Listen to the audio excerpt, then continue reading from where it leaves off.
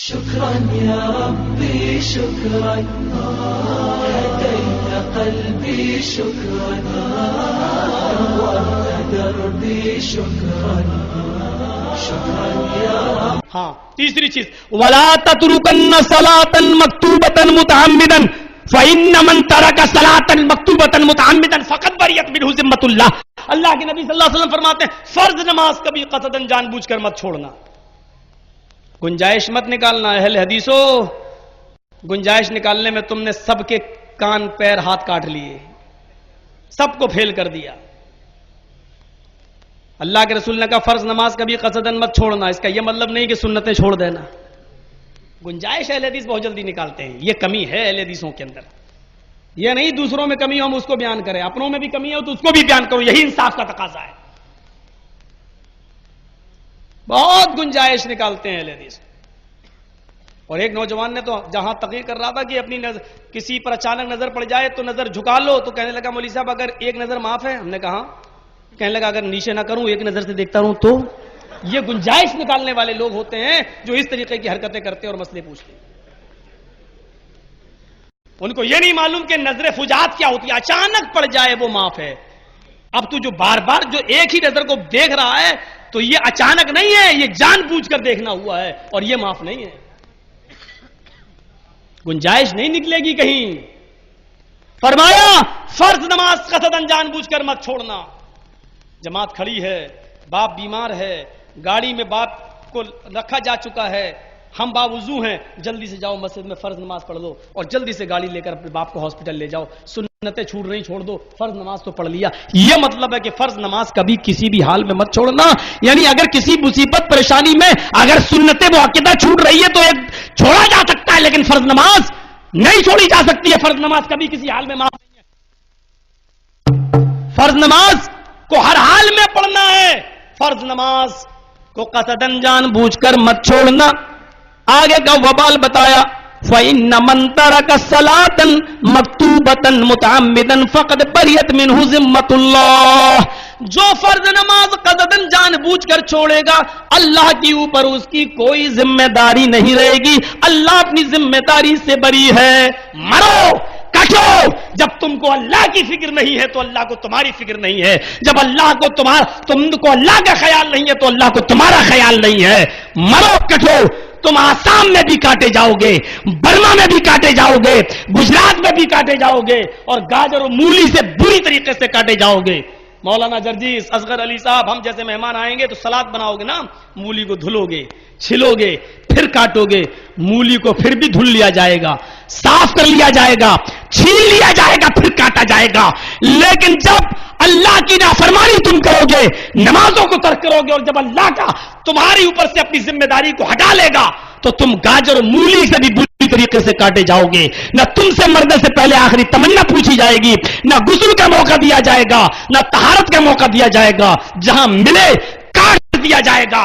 اور یہی ہو رہا ہے ہمارے ساتھ. آسام اور برما کے حالات ہماری آنکھوں کے سامنے ہیں. میرے بھائیوں, عراق کے حالات ہمارے سامنے ہیں. امریکہ یہ آپ دیکھ لیجئے, انڈونیشیا کے حالات ہمارے سامنے ہیں. افغانستان کے حالات ہمارے سامنے ہیں. خود پاکستان کے حالات ہمارے سامنے ہیں. یہ تمام حالات پر آپ نظر ڈالیے. کہیں اسی بات کا نتیجہ تو نہیں کہ ہم نے اللہ کی ذمہ داریوں سے سب کو دوش ہم ہو گئے تو اللہ ہماری ذمہ داری سے سب کو دوش ہو گیا.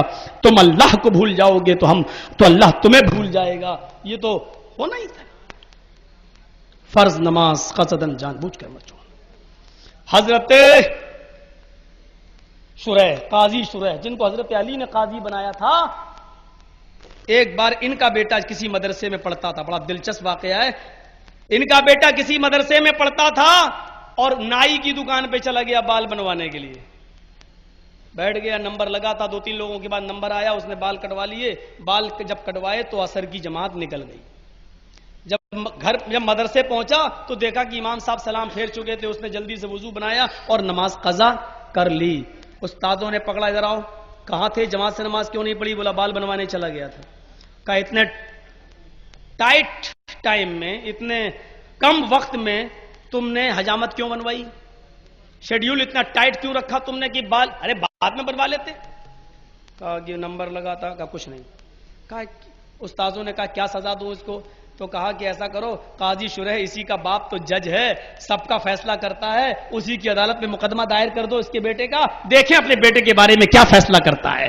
استادوں نے مقدمہ دائر کر دیا باپ کی عدالت میں، قاضی شرح تمہارے بیٹے نے اتنے کم وقت میں بال بنوائے ہیں کہ عصر کی نماز جماعت کے ساتھ نکل گئی، بعد میں اس نے اکیلے پڑھی ہے، بتاؤ کیا سزا دوں تمہارے بیٹے کو؟ آن اسپاٹ فیصلہ ابن قیم نے صفت الصفوہ میں لکھا ہے، ذرا غور کیجئے گا اس واقعے پر۔ قاضی شرح نے فیصلہ کر دیا، اور فیصلہ کیا کیا؟ ایک لیٹر لکھ کے اپنے قاضی کے ہاتھ بھیجا اور ایک موٹا ڈنڈا دے دیا۔ استاذوں نے جب لیٹر کو پڑھا تو اس میں یہ لکھا ہوا تھا میرا فیصلہ میرے بیٹے کے بارے میں یہ ہے کہ جو ڈنڈا میں تمہیں بھیج رہا ہوں، اس ڈنڈے سے میرے بیٹے کو اتنا پیٹو اتنا پیٹو اتنا پیٹو کہ جب تک یہ ڈنڈا ٹوٹ کر 3 ٹکڑے نہ ہو جائے تب تک میرے بیٹے کی پٹائی بند مت کرو۔ یہاں بیٹے کیا نماز پڑھیں گے؟ صبح دیکھ لینا کہ کتنے بیٹوں کے باپ مسجد میں نہیں پہنچے۔ اللہ کے نبی قاضی شرح کیا کہہ رہے ہیں؟ لیٹر میں اتنا مارو میرے بیٹے کو کہ جب تک یہ ڈنڈا ٹوٹ کر 3 ٹکڑوں میں نہ بٹ جائے تب تک پیٹتے رہو، اور جب 3 ٹکڑے ہو جائے تو پیٹنا بند کر دو، لیکن چھوڑو نہیں، بند کمرے میں، ایک کمرے میں بند کر دو، اس کا کھانا پانی بند کر دو۔ اگر وہ توبہ کر لے اور معافی مانگے اور یہ کہے کہ آئندہ میں ایسے کم وقت میں حجامت نہیں بنواؤں گا تو اس کا کھانا پانی جاری کر دو، اور اگر وہ وعدہ نہیں کرتا ہے اور توبہ نہیں کرتا ہے تو اس کو بھوکا پیاسا مر جانے دو، کمرے کے اندر بند۔ آن اسپاٹ فیصلہ۔ ہم کیا فیصلہ کریں گے اپنی اولاد کے لیے؟ اور یہ تو کتنا بے غیرت باپ ہے۔ کانپور شہر ہے نا، لکھنؤ کے بعد اب اسی کا نمبر آتا ہے بڑے شہروں میں۔ 5 سال کا بیٹا، 10 سال کا بیٹا، happy birth day to you, کیک کٹوا لو ان سے۔ میرا بیٹا 10 سال کا ہو گیا، 11 سال کا، یہ باپ کتنا بے غیرت ہے۔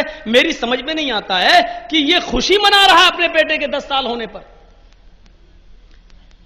ارے تیرا بیٹا 10 سال کا نہیں ہوا، اگر اللہ کی طرف سے وہ 70 سال کی زندگی لے کر پیدا ہوا تھا تو اب تیرا بیٹا 10 سال چھوٹا ہو گیا ہے، وہ 60 سال اب اس دنیا میں صرف زندہ رہے گا۔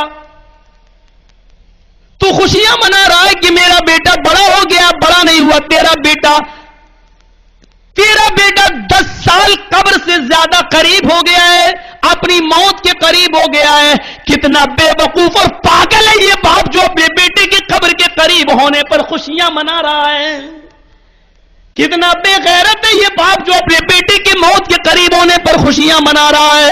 اسی لیے اللہ کے نبی نے یہ نہیں فرمایا جب تمہارا بیٹا 1 سال 2 سال بڑا ہو تو خوشیاں مناؤ، جنم دن مناؤ، بلکہ یہ کہا ہے جب تمہارا بیٹا 7 سال کا ہو تو نماز کا حکم دو، جب 10 سال کا ہو جائے نماز نہ پڑھو، پڑھے تو ڈنڈا اٹھاؤ، جوتا اٹھاؤ، چپل اٹھاؤ، مار مار کے اس کو مسجد میں لے جاؤ۔ ہمارے نبی چاہتے ہیں کہ میرے بیٹے 10 سال کی عمر میں ایسا نیک عمل کریں کہ اگر ان کی عمر بڑھ رہی ہے تو وہ جہنم کے قریب نہیں بلکہ دھیرے دھیرے وہ اپنے جنت کے قریب ہوتے جائیں۔ ہمارے نبی عمر کے بڑھنے کے ساتھ ساتھ بچوں کو جنت کے قریب کر رہے ہیں، اور آج کا یہ ویسٹرن کلچر، یہ مغربی تہذیب، یہ پشچمی سبھیتا آج کل جو ہو رہی ہے، جو یہ ہمیں ہمارے بیٹوں کو خوشیاں منانے پر مجبور کرے۔ خوشیاں مناؤ یعنی اپنے بیٹے کی کم عمری پر بوجھ ہلکا ہو گیا ہے، اب 60 سال رہے گا، بس اب 85 سال رہے گا، اب جلدی مر جائے گا، چلو خوشیاں مناؤ۔ اب یہ بتائیے بڑے بڑے نیتا اور مہانیتا سب لوگ جنم دن مناتے ہیں، یہ کتنے دن زندہ رہیں گے یہ لوگ؟ اور خوشیاں منا رہے، happy birth day to you, cake کاٹا جاتا ہے، کیک۔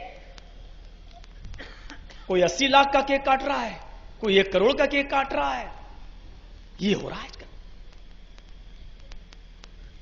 تو 3 چیزیں ہو گئیں، وَلَا تَتْرُكَنَّ صَلَاةً مَكْتُوبَةً مُتَعَمِّدًا فَإِنَّ مَن تَرَكَ صَلَاةً مَكْتُوبَةً مُتَعَمِّدًا فَقَدْ بَرِئَتْ مِنْهُ ذِمَّةُ اللَّهِ۔ حضرت عمر فاروق نماز پڑھا رہے ہیں، اور نماز پڑھانے کے بعد جب سلام پھیرا، السلام علیکم ورحمۃ اللہ، السلام علیکم ورحمۃ اللہ، جب مقتدیوں کی طرف چہرہ کیا تو کیا دیکھا؟ ایک آدمی کی 1 رکعت فجر کی چھوٹ گئی، وہ پوری کرنے لگا۔ حضرت عمر نے کہا اس آدمی کا نام نوٹ کر لو، 1 رکعت چھوٹی تھی وہ بھی فجر کی، ہمیں تو توفیق ہی نہیں ہوتی ہے، اور ہوتی ہے تو سورج نکلنے کے بعد یا ظہر میں قضا کر لیتے ملا لیتے، اور عادت بنا لی ہے۔ اس آدمی کی ایک رکعت چھوٹی تھی، ایک ملی تھی، ایک چھوٹ گئی۔ حضرت عمر نے اپنی پولیس سے خفیہ CID سے کہا اس آدمی کا نام نوٹ کر لو، اس نے کہا نہیں برابر آتا تھا۔ کہا میں نے کہا نام نوٹ کرو، نام نوٹ کر لیا۔ باہر آئے، کہا سنو اس آدمی پہ نظر رکھنا، ہو سکتا ہے یہ کل بھی دیر سے آئے، اور یہ بھی ہو سکتا کہ پرسوں بھی دیر سے آئے، اگر یہ 3 دن دیر سے آیا تو ہم اس کو وہ سزا دیں گے جو منافقوں کو سزا دیتے ہیں، مرتد کو سزا دیتے ہیں، ہم اس کی گردن کاٹ دیں گے۔ 3 دن دیر سے آئے گا گردن کاٹیں، کیوں؟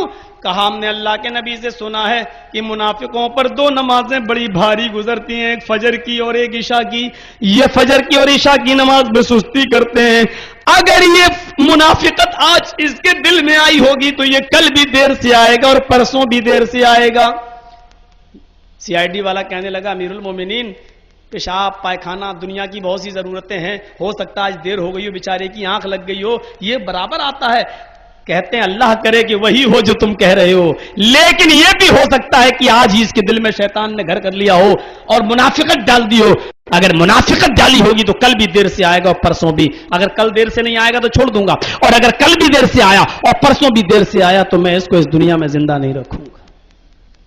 ہم اور آپ اپنے غریبانوں میں جھانکے کتنے پرسنٹیج مسلمان لگ رہے ہیں؟ اب لڑائی کر لو، تیرے گھر میں میری بیٹی نہیں آئے گی، میرے گھر میں تیری بیٹی نہیں آئے گی، بھابھی ہو کہ سنی ہو کہ دیوبندی ہو کہ بریلوی ہو شیعہ ہو، یہ جھگڑے آج ہم نے کھڑے کر دیے۔ یہ کوئی نہیں پوچھتا کہ نمازی ہے، 5 وقت کی پڑھتا ہے، فجر میں آتا ہے کہ نہیں آتا ہے، اگر فجر کی نماز جماعت کے ساتھ نہیں پڑھتا ہے اللہ کا تو ہم اپنی بیٹی کی شادی نہیں کریں، یہ کوئی سوال نہیں کرتا ہے۔ سوال یہ ہے کہ چادر چڑھانے کی جائے گی کہ نہیں جائے گی، کنڈے کھائے گی کہ نہیں کھائے گی، سب رات کا حلوہ بنانے دو گے کہ نہیں بنانے دو گے، یہ سب سوال کروا لو۔ اور اس سے فرصت ملی تو ہیرو ہونڈا ہے، یاما ہے، سونے کی زیور ہیں، یہ سارے کام یہ ساری چیزیں پوچھوا لو، لیکن یہ معاملہ نہیں کہ نمازی ہے کہ نہیں ہے، فجر کی نماز پڑھتا ہے کہ نہیں پڑھتا ہے۔ میرے پیارے ساتھیو ذرا تصور کیجیے آپ، ہمارے ہاں معاملے کیا ہے، جبکہ نکاح میں شرط دین رکھی گئی ہے، فاصفر بذات الدین، جس نے دین والی کو ترجیح دی وہ کامیاب ہو گیا۔ تو 3 چیزیں ہو گئی ہیں نماز پابندی کے ساتھ، فرض نماز کبھی مت